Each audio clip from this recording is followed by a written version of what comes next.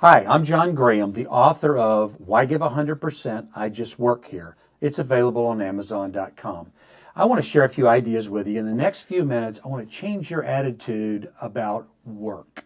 When I was a young engineering student, I worked for a drilling company. That's how I worked my way through college. And I worked for them for almost 3 years. Started out as a dispatcher, then they started getting me into the engineering office, gave me some really good experience. I even did some offshore work with them on rigs, got to see all the equipment in the shop, all the behind the scenes stuff, learned a ton of good things.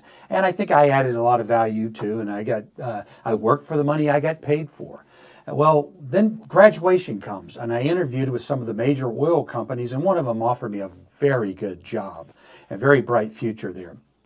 So I went back to my boss, the vice president at the drilling company, and I said, I feel guilty even telling you about this or even considering working for this major oil company, global. And you would certainly know the name if I said it, but that's not what's important here. But anyway, I talked to the vice president about it. I said, I feel guilty because considering this, you've been so good to me. I've learned so much. You've helped me pay my way through college. And we sat down, we talked about it a while, and the vice president said, John, I think you should take that job because that's what's going to be the best for John in the future. You've done very well with us. You've worked for the money we've paid you for. It's been a good two-way experience. He said, take that job and remember that in the end, you will serve others, but you truly work for yourself. It's your career. And remember, in your career moving forward, you're going to have 5 to 10 jobs over your career, according to statistics. So to make every job count, you could say, this job's not important because in 3 or 4 years, I'll probably have another one. Or you could say, this job is very important. And while I'm here, I'm going to make a very good difference. A difference for this organization and a difference in myself. I'm going to make sure this step counts. Remember, it's not just your paycheck. You get paid in 2 ways. Paycheck plus experience. Your paycheck, that's today's pay. That experience you're getting, that's tomorrow's pay. Don't let yourself get cheated. Get all the experience you can from that organization. Talk to your bosses. Ask for more responsibilities. Give more than you're getting paid for. Don't try to get out of work. Try to get into work. Get as much experience as you can. I worked for a long time as an engineer, and then I was given the opportunity to move to a petrochemical company, 1,200 employees, and be the quality manager. Only one problem. I knew nothing about quality.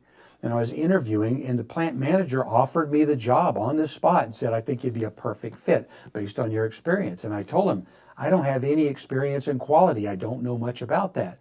He said, John, I can send you to all kinds of schools. I have plenty of budget for that. You can learn it. If you've learned all the things you've learned in the past through engineering and MBA school, you can learn this.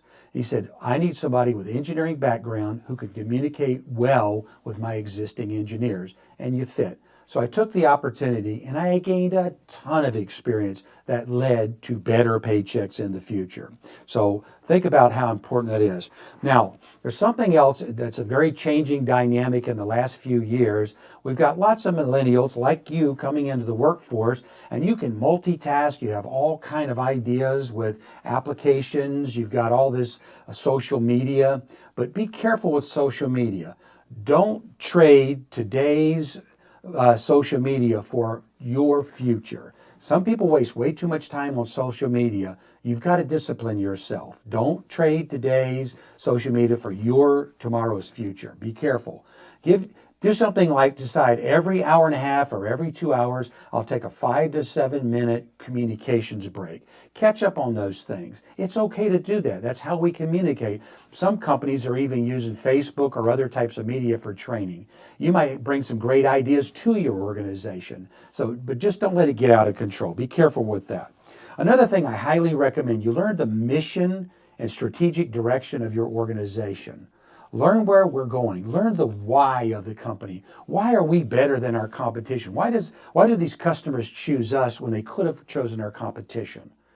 Learn that. Find out. Every company has strengths and weaknesses. Find out what the strengths are, and don't whine about the weaknesses or criticize them at lunch, something. Go with the strengths. That's what's making money for your organization. You can help with the weaknesses, but you don't necessarily have to solve all those problems. Exploit the strengths. Bring those to the marketplace and help your organization do that. Learn the goals of your organization so you can help. Ask for them. Learn your boss's goals and what his requirements and objectives are, hers.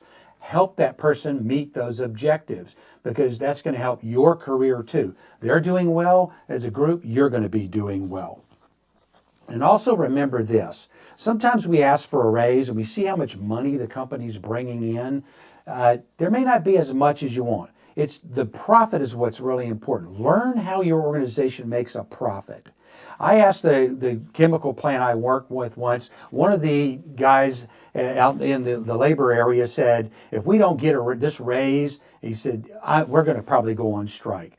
And he said, this company made $3 billion last year. If they can't give us this small raise, the heck with them. We're going to make it difficult for them. So later I had an opportunity to talk to the plant manager, and I said, because he was my boss, I said, did we really make $3 billion last year? And he goes, we revenued $3 billion last year.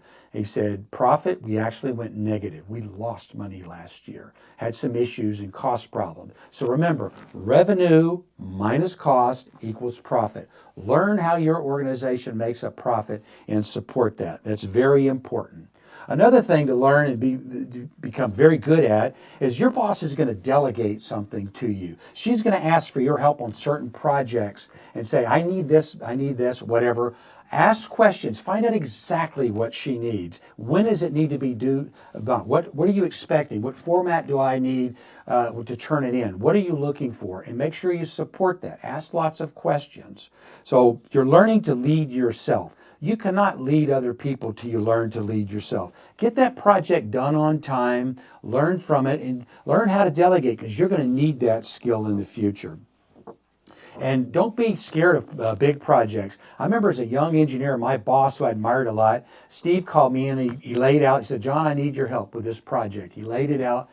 I said, wow, Steve, that's going to be a challenge. That's going to be tough for me. And he looked me in the eye and said, John, if it was easy, I wouldn't have asked you.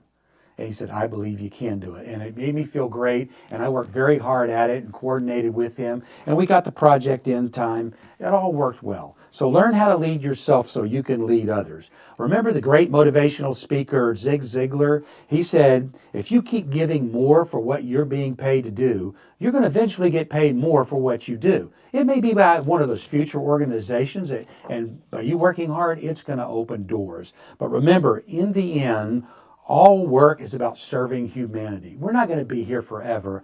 Learn to serve others well, and it will serve you well. In the end, you always work for yourself. Remember that.